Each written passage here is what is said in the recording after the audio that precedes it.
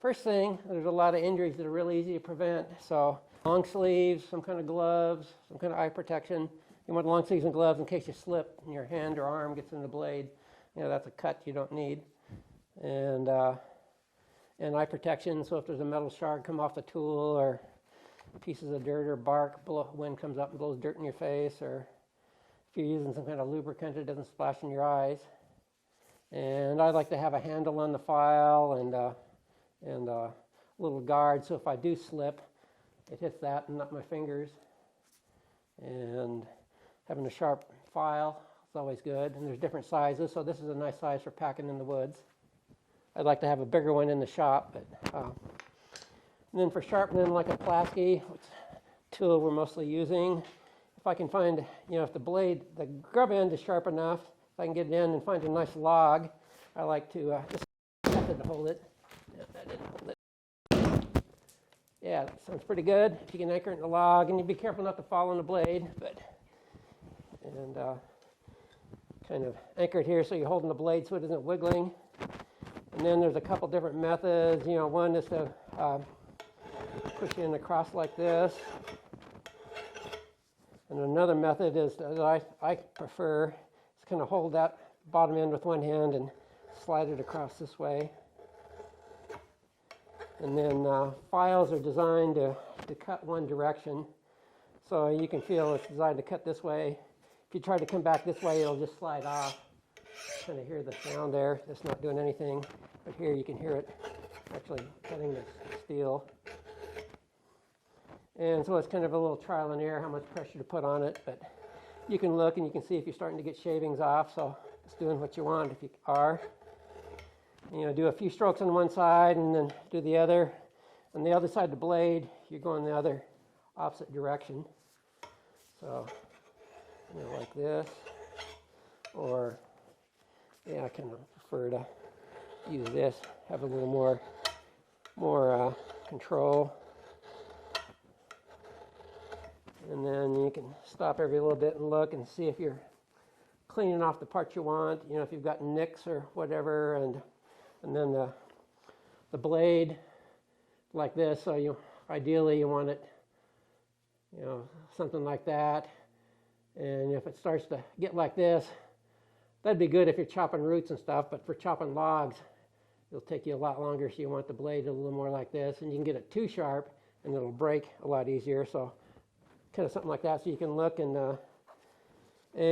if you have the saw at a real angle like this, it'll just be taking off the very edge of the blade, and that'll tend to make your axe look like that.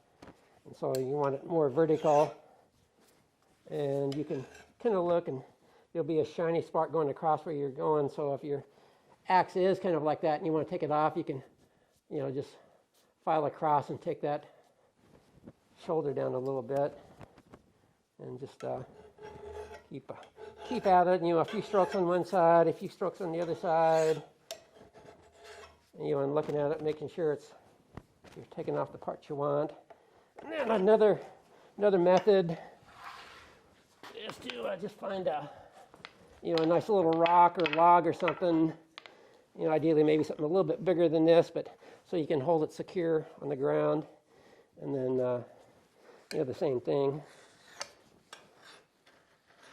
Pull it off a few strokes on the one side, flip it over, and hold it. So this will work, or like this. And you can pick it up and look at it and see if it's getting where you want. And that pretty well does it. In the shop, a lot of times I have a little axe stone, and after I've got it pretty well, I'll touch up the edge with a little axe stone. Something like this. A lot of times in the woods, I don't bother packing that in the woods, but you can. It'll finish off the edge and make it a little bit sharper. Okay, that's pretty much the idea for that. The digging end, I usually prefer to sharpen with a grinder of some sort in the shop, but you can if you have to, you can do it in the field the same. If you get somewhere where you can hold it down. And, you know, if you happen to find a tree stump or something, maybe something like that might work a little handier. You can hold it down secure, but you got a little more room, and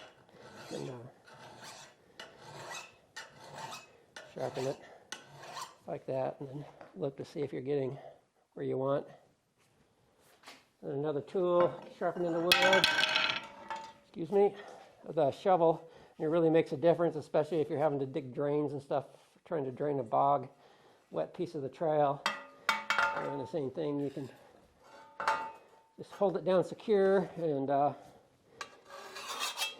some strokes one side and the other side.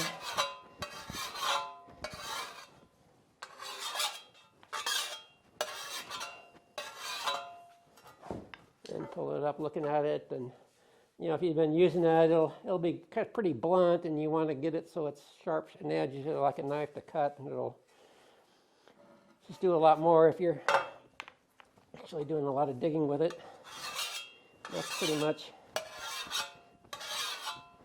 and just keep at it till you get it nice. And then on the digging blades and stuff, like shovel or the Pulaski, or if you have some kind of a kodag or something, you always want to sharp on the side facing the handle and not the back side. If you do the back side, it's just not as efficient on the tool. They're designed to sharpen on that side. Another tool they use a lot are loppers, and they will dull up too. And you know, in the shop, a lot of times I'll have a wrench and take it apart and put it in the vise. But in the field, if you can find some kind of a rock or log or somewhere where you can hold it down, you know, solid again, and then the same. And I always like to file into the blade, you know, like this, or the same with a rotating anchor like that. You know, you do a few strokes and you look at it and see if you're getting where you want, and you know, just keep the same. And then sometimes it'll start to get a burr. So, you know, if you have a lac stone, you can take it with that. But if you don't have that, you can probably use just a little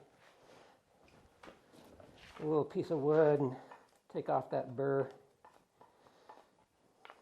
so that it isn't it tends to get a little lip like that. And then another thing would be to take your lubricant and squirt a little bit of lubricant in there and wiggle around and clean off with a towel, and that'll help keep the pitch and stuff from getting on it. And I guess that's another thing. These can really pitch up if you're cutting a lot of like green pine and that fir. So you'll need to take lubricant and put it in there, and the nuts and stuff will come loose. It'll be good if somebody on the crew has a little pair of vice grips or something. Not something everybody would want to pack, but if somebody has one, if these are starting to get loose. Another thing you do is you never want to twist these. That's how they mostly get messed up, twisting them. And having some kind of cover for your file, keeping that sharp, and that's pretty much a quick